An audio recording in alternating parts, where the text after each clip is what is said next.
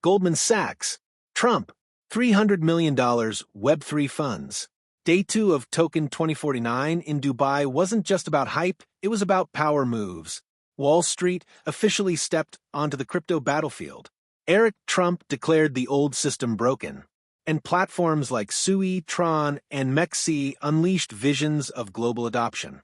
If Day 1 was about signals, Day 2 is where the future of finance got a face, a voice, and a $300 million budget. In this video, I'll break down the 10 key moments, from big banks embracing DeFi to tokenized agents taking over. And I'll show you how this all ties back to one major opportunity you can act on right now.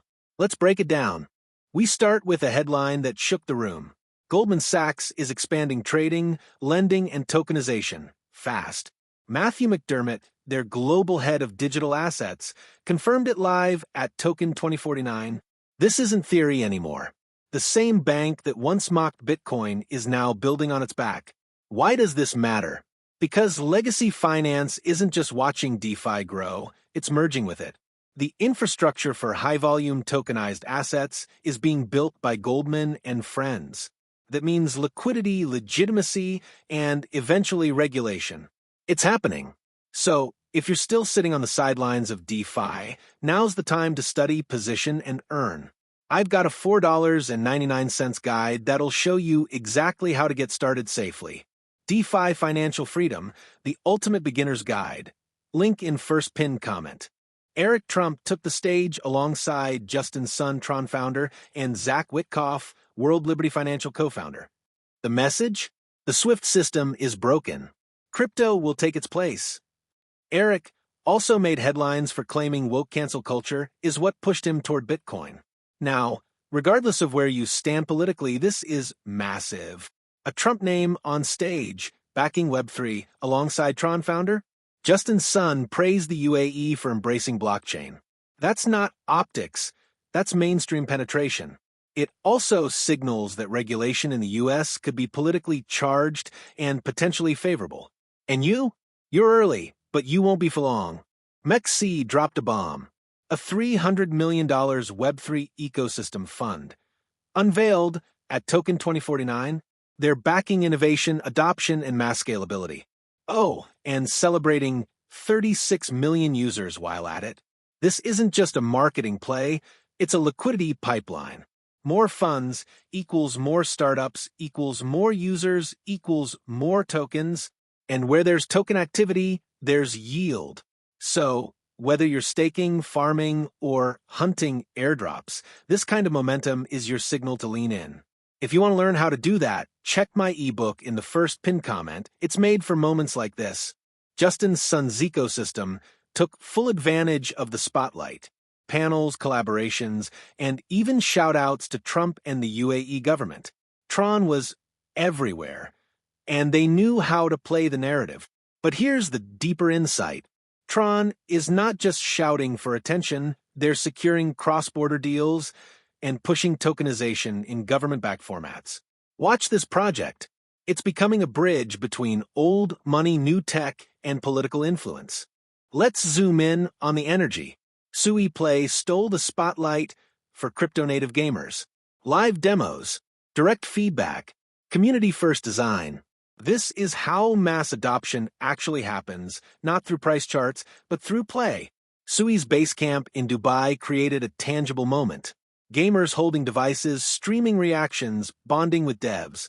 DeFi isn't always serious suits and spreadsheets. It's also Web3 gaming, economy layers, and monetization models anyone can access. If that excites you, explore Sui's play-to-earn potential before everyone else does. This next part sounds like sci-fi, but it's already real. AgentFi, tokenized economic output from autonomous agents. EtherMage confirmed what many in AI plus crypto have speculated. In 1 year, autonomous business tokens will exist. In 4 years, agent-controlled wallets will outnumber humans. This isn't just automation. It's decentralized productivity coded into on-chain contracts. The key takeaway? The next big wave won't just be human creativity. It'll be machine-scaled monetization.